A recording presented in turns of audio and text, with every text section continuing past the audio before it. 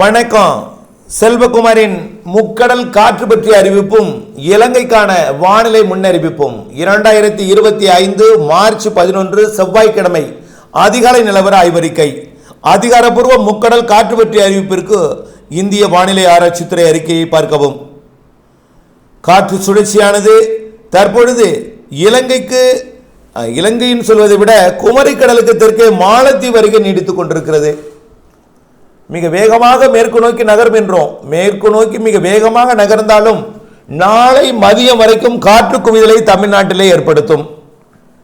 காற்று அச்சுறுத்தல் என்பது இலங்கை சுற்றுவட்டார கடற்பகுதிகளிலையும் தமிழ்நாடு கடலோரம், அதாவது திருவள்ளூர் தொடங்கி கன்னியாகுமரி வரைக்கும் ஒட்டுமொத்த கடலோரத்தில் கிழக்கு காற்று வலுவாக இருக்கும்.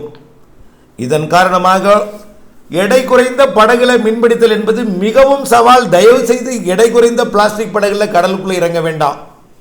விசை படகுக்குமே தடை விதிக்கப்பட்டிருக்கும். திருவள்ளூர் தொடங்கி கன்னியாகுமரி வரைக்கும் அச்சுறுத்தும் காற்று, விட்டு விட்டு வீசும் காற்று, கரையை ஒட்டிய கடற்பகுதி முதல் ஆழ்கடல் வரைக்குமே இந்த காற்று இருக்கிறது. குமரிக்கடல் வரைக்கும் வலுவாக இருக்கிறது. குமரிக்கடல்ல பொதுவாக காலை பொழுதை விட மதிய வேளையில் கொஞ்சம் வலுவாக இருக்கும். தரையில் கூட மதிய மாலையில் கொஞ்சம் கிழக்கு காற்றுடன் மழைப்பொழிவை கொடுக்கும். அதாவது சாரலாக பெய்யக்கூடிய ஒரு மழைப்பொழிவு, சாய்வாக விழக்கூடிய ஒரு மழை. ஆக காற்று வீசுகிற காரணத்தினால தான் மழையே சாய்வாக பொழியும். ஆகவே தரையிலேயே காற்று இருக்கும் என்பதனால கடலிலே காற்று இன்றைக்கு ஒரு நாள் கொஞ்சம் வலுவாக இருக்கும் என்பதை நினைவில் கொண்டு இன்றைக்கு ஒரு நாள் வரக்கூடிய 24 மணி நேரத்தை முற்றிலுமாக கடலுக்குள் இறங்குவதை தவிர்த்து, கடலில் குளிப்பதையும் தவிர்த்து, காற்றோட வேகம் காரணமாக கடல் எழுச்சி, அலை எழுச்சி கூடுதலாக இருக்கும். திருவள்ளூர் தொடங்கி கன்னியாகுமரி கடலோரம் வரைக்கும் ஒட்டுமொத்த கடலோரத்தில் இந்த பாக் நீரிணைப்பு பகுதியில் மட்டும் கொஞ்சம் அலை இருக்காது. ஏன்னா இலங்கை கொஞ்சம் தடுக்கும். எங்கன்னா அதுவும் அதிராமப்பட்டினம் பகுதியில் மட்டும்தான் அலை இருக்காது. அதிராமப்பட்டினம், மணமேல்குடி இந்த இடத்துல மட்டும் அலை இருக்காது பெரிதா.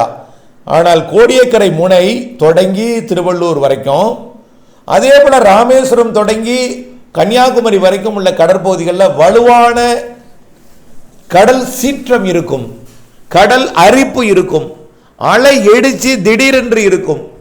கடலில் இறங்கி குளிக்கும் பொழுது கடல் நீர் இழுத்து செல்ல வாய்ப்பு இருக்கிறது. இன்றைக்கு ஒரு நாள், நாளை முற்பகல் வரைக்கும் தவிர்த்திடுங்கள். வரக்கூடிய 24 மணி நேரம் குறிப்பாக குமரி முனையில் குளிக்க வேண்டாம். குமரி முனை, தூத்துக்குடி, திருச்செந்தூர்லையும் வேண்டாம். ஆக இன்றைக்கு ஒரு நாள் தமிழ்நாட்டின் கரையோரத்தில் கடலில் இறங்கி குளிப்பதை தவிர்த்திடுங்கள். நாளையிலிருந்து நீங்கள் இயல்பாக மேற்கொள்ளலாம். மீன்பிடித்தலை பொறுத்த வரைக்கும் இன்றைக்கு ஒரு நாள் வேண்டாம், நாளையிலிருந்து நீங்கள் இறங்கலாம். தூத்துக்குடி கொழும்பு, தூத்துக்குடி மாலத்தீவு, தூத்துக்குடி லட்சத்தீவு இடைப்பட்ட சரக்கு போக்குவரத்து இன்றைக்கு ஒரு நாள் மட்டும் தவிர்த்திடுங்கள். நாளையிலிருந்து நீங்கள் மேற்கொள்ளலாம். அடுத்த காற்று சுழற்சி 17ஆம் தேதி வந்தாலும் அது மேலடுக்கு சுழற்சி தான்.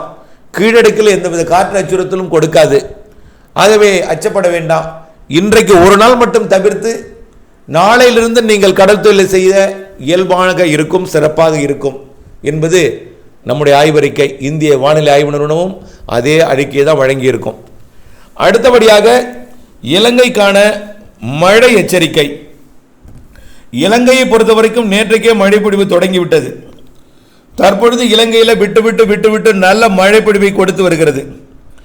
அதாவது இலங்கையில் வடக்கு கிழக்கு மாகாணங்களுக்கும் மழைப்பொழிவு தொடங்கி இந்த நேரத்தில், அதாவது ஜாஃப்னா, அதாவது யாழ்ப்பாணம் மற்றும் காங்கேசன் துறை, கிளிநொச்சி, முல்லைத்தீவுல நல்ல மழைப்பொழிவு கொடுத்து வருகிறது.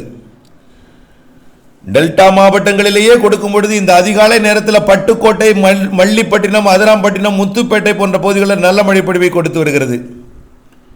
இன்று அதிகாலை வேதாரண்யம் பகுதியில் தொடங்கிய ஒரு கனமழைப்பொழிவு தற்பொழுது பட்டுக்கோட்டை, முத்துப்பேட்டை, பேராவூரணி பகுதியை நோக்கி நகர்கிறது. ஆகவே கண்டிப்பாக இலங்கையிலும் இந்த மழைப்பொழிவு சற்று கூடுதலாக இருக்கும்.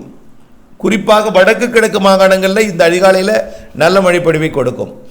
மழைப்பொழிவை பொறுத்த வரைக்கும் இலங்கைக்கு நாளை மாலை வரை இருக்கிறது. இன்றைக்கு முழுவதுமே விட்டு மழை இருக்கும். ஒட்டுமொத்த இலங்கைக்கும், கிழக்கு மாகாணம் மட்டுமல்ல மேற்கு மாகாணங்களுக்கும், கண்டி மற்றும் புத்தளம், தலைமன்னார், யாழ்ப்பாணம் உட்பட காலி, ஹம்பந்தோட்டா, உட்பட திருகோணமலைக்கு ஏற்கனவே தொடங்கி தீவிரமடைந்து பொழித்து கொண்டிருக்கிற நிலையில் இன்றைக்கு மழை இருக்கிறது. இந்த மழைப்பொழிவு நாளை 12ஆம் தேதியும் தொடரும். 13ஆம் தேதி மிரட்டு வானிலையோடு நிறைவடைந்துவிடும். இன்றைக்கும் நாளைக்கும் ஒரு 48 மணி நேரம் மட்டும்தான் இலங்கைக்கு மழை. அதில் இன்றைக்கு கொஞ்சம் கூடுதல் பரப்பிலே மழை இருக்கிறது. அடுத்த மழைப்பொழிவு 16ஆம் தேதி தொடங்கி இருக்கிறது. இது கிழக்கு காற்றை வளிமண்டல சுழற்சி ஏற்படுத்தும்.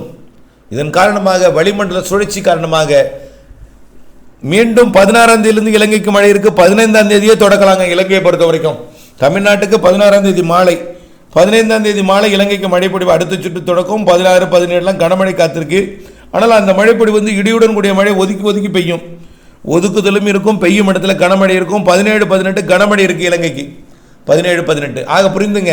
இன்னைக்கு 11, 12 அடுத்தது 15 மாலையிலிருந்து 16, 17, 18, 19, 20 என்று மாத இறுதி வரை குழப்ப வானிலை. ஆக இலங்கைக்கு வரக்கூடிய 13, 14, 15 3 நாள் இடைவெளி.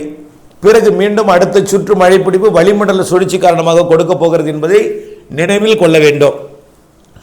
ஏற்கனவே அறுவடை செய்த தானியங்கள் இலங்கையிலும் நனைய விட்டிருக்கிறார்கள். வைக்கோலை சேமிக்காமல் விட்டிருக்கிறார்கள். அணைகளிலிருந்து நீர் திறப்பதற்கு வாய்ப்பு இருக்கிறது. இன்றைக்கு பெய்யக்கூடிய மழை மேற்கு மாகாணங்கள் வரைக்கும், கண்டி போன்ற சுற்றுவட்டார பகுதி வரைக்கும் மழை இருக்கிற காரணத்தினால அணைகளிலிருந்து வான்கதவுகள் திறப்பதற்கு வாய்ப்பு இருக்கிற காரணத்தினால கண்டிப்பாக அணைகளிலிருந்து தாழ்வான பகுதிகளுக்கு நீர் பாய்ந்துவிட வாய்ப்பு இருக்கிறது. அதையும் நாம் முன்னெச்சரிக்கையாக கவனத்தில் எடுத்துக்கொள்ள வேண்டும். அடுத்தபடியாக இப்படி ஏப்ரல் மேலும் மழை இருக்கு. ஏப்ரல் மேலும் வலுவான நிகழ்வு இருக்கு. 10 நாட்களுக்கு ஒரு முறை காற்று சுழற்சி வெப்பத்தை குறைக்கும்.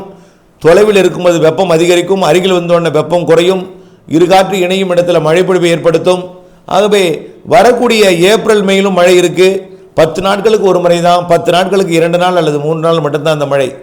ஆக 3, 10 நாள், ஆக 9 நாள், மாதத்திற்கு 9 நாள் மழை இருக்கும். மீதம் இருக்கக்கூடிய 21 நாள் வெயில் இருக்கும். இதில் 9 நாள் மழை என்று சொல்லிவிட முடியாது. வெப்பம் தணிந்து தூறலாக இருக்கலாம். ஒரு சிஸ்டம் மிதமான மழையாக இருக்கலாம். கண்டிப்பாக ஏப்ரலில் ஒரு சிஸ்டம் ஸ்ட்ராங்காக இருக்கும், நல்ல ஒரு கனமழை பொழிவை கொடுக்கும். அதே போல் மேலையும் அதே போல தான். 2 சிஸ்டம் சாதாரணமாக இருக்கலாம், ஒரு சிஸ்டம் ஸ்ட்ராங்காக இருக்கும். நல்ல மழைப்பொழிவை வரக்கூடிய ஏப்ரல் மேயிலும் இருக்கிறது, வெயிலும் இருக்கிறது. இதாம் கலந்த வானிலை. நீண்டகால அறிக்கையை பொறுத்த வரைக்கும் இலங்கைக்கும் தென்மேற்கு வடகிழக்கு பருவமழை காலத்தில் சராசரிக்கு கூடுதல் மழை இருக்குது, அதில் கவலைப்பட வேண்டாம். ஆனால் எல்லோருக்கும் ஒரே மாதிரியான மழை இருக்காது. மழைநீரை சேகரித்து விவசாயம் பணியை மேற்கொள்ள வேண்டும். கைவசம் நீர்த்தேக்கி கவலை இல்லாமல் விவசாயம் செய்ய மழைநீர் சேகரிப்பு அமைப்பை ஏற்படுத்திடுங்க. தொடர்ந்து வானிலை கூட இணைந்திருங்க. நம்முடைய வானிலை இருக்கை பிற விவசாயிகளுக்கும் எடுத்து சொல்லி அவர்களையும் பார்த்து லாபமடைய அன்போடு கேட்டுக்கொள்ளுங்கள். நன்றி.